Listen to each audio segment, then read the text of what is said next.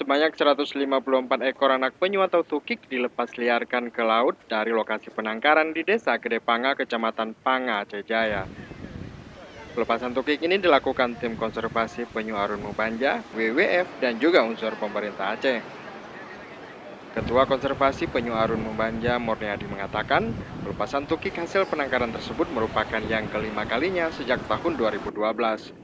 Menurutnya ada 3 lokasi yang dijadikan masyarakat setempat sebagai lokasi penangkaran penyu seperti Desa Gede Panga, Desa Gede Tuha, dan Desa Lepit.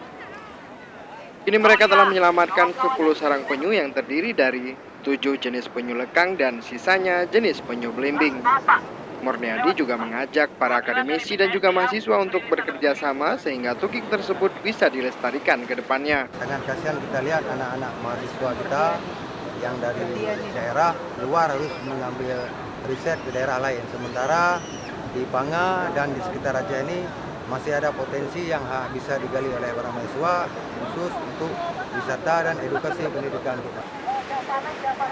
Sementara itu, Kepala Dinas Pariwisata dan Kebudayaan Provinsi Aceh, Reza Falevi, yang ikut dalam pelepasan tukik tersebut menyebutkan pelestarian tukik dapat menjadi salah satu daya tarik pariwisata di Kabupaten Aceh Jaya.